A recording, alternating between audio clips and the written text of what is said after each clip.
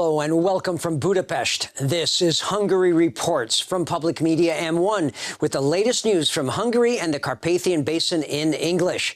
I'm Árpád Szőci. Great that you can be with us. Hungary will defend its border and ensure the security of its people, no matter how many migrants amass at its border. That's what government spokesperson István Holik said in a social media video. He was reacting to the standoff situation at the Greek-Turkish border between Greek authorities and migrants trying to leave Turkey and get onto European Union territory. Törökország megnyitotta. Turkey has opened its borders to illegal immigrants who want to enter Europe. Of the 4 million immigrants there, tens of thousands have already started their journey.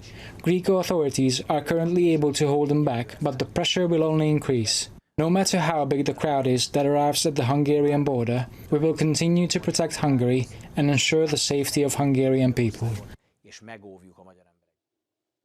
Hungary's economic successes are getting more and more international recognition. The European Commission has now released its country report on Hungary, praising its economic performance. It also said that its robust economic growth offers reforms that would sustain durable growth in the long term. Last year, Hungarian GDP growth was second highest in Europe, putting Hungary among the front runners of the continent for the third year running because of its economic performance. The European Commission has also acknowledged that in its country report. The state secretary responsible for economic strategy said that Hungary's economy is more shock-resistant than it was in 2008, the year of the financial crisis. This growth is sustainable since it's due to an outstanding investment rate. The Hungarian rate was the highest in all of the EU in 2019. And that consumption in the past 9 years increased not because of loans, but because of higher wages. Hungarians were able to spend more than before, the state secretary said. The politician also mentioned that the government was criticized a lot in the past, that its unorthodox economic policy wouldn't lead anywhere. But now the country's success is being recognized all over the world. The country report states that research and development-related expenses have surpassed 1.5% of GDP, up from the 2008 rate of under 1%. And this year it's estimated to reach 1.8%, and by 2030, 3% spending on R&D is expected. The European Union would get stronger if it had more dealings with the Eurasian Economic Commission. That's what Hungary's Minister of Foreign Affairs and Trade said in the Belarus capital of Minsk. Belarus holds the current presidency of the Commission, whose member countries are Belarus, Russia, Armenia, Kazakhstan, and Kyrgyzstan. Híradó said that one reason Hungary's economy has been so successful is because it recognized in time the importance of maintaining contacts with eastern states. The raw materials found in this region could play an important role in the development of Europe's economy, as the most important energy transit lines run through Belarus. Therefore, the role of Belarus is important in terms of the future cooperation of the European Union and the Eurasian Economic Commission. This is precisely why we are building up our own bilateral relations, and with that, helping ensure that a very important European interest be carried out.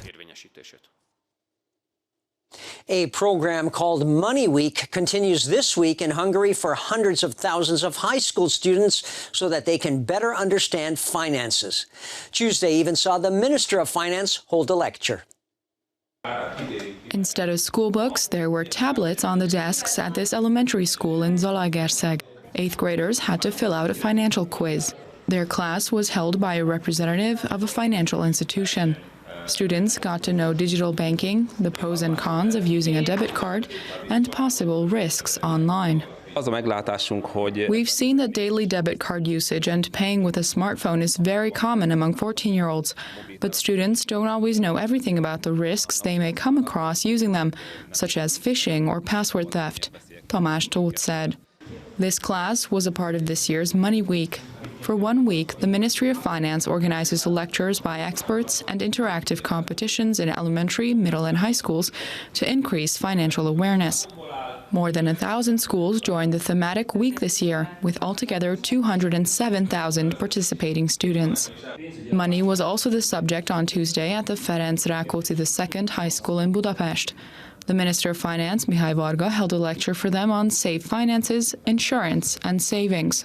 Varga explained that with these types of programs, the government wants to ensure that young people will be able to make responsible decisions regarding their wages and savings.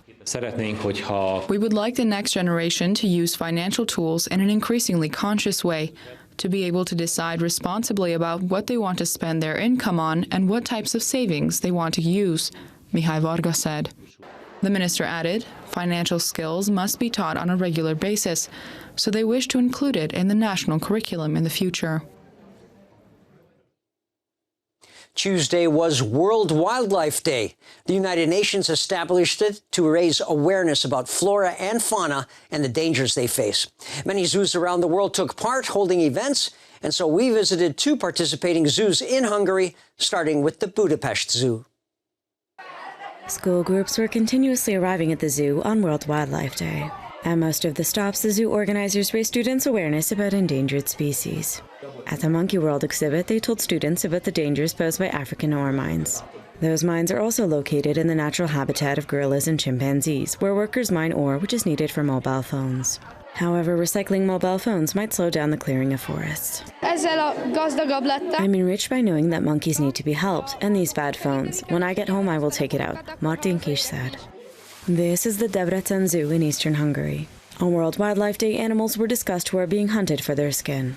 The Nile crocodile should fear humans, as the fashion industry is dramatically decreasing their numbers.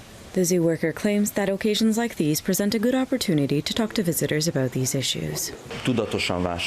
People should shop consciously, buying products which do not contain ingredients that were made from the body parts of endangered animals, or which came along with the disappearance of their habitats, Gergely Lundman said. In 2013, the United Nations decided on establishing World Wildlife Day. Their goal was to celebrate and raise awareness of the world's wild fauna and flora and the dangers facing them.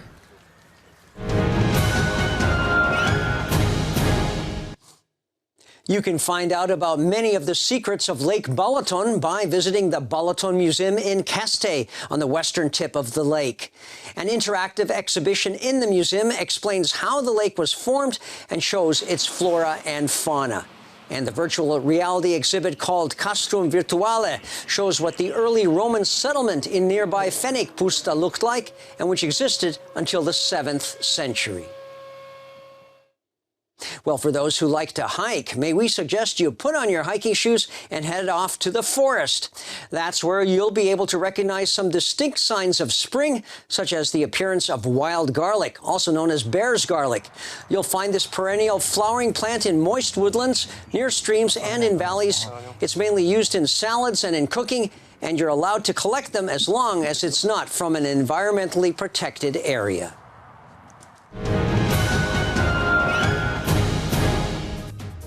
And that's all for now. But don't forget, you can catch Hungary Reports live every night around 11:20 p.m. Central European Time and in repeats and online as well. Please stick around now, if you can, for our shows in German, Russian, and Chinese. Thanks very much for watching, and viszontlátásra.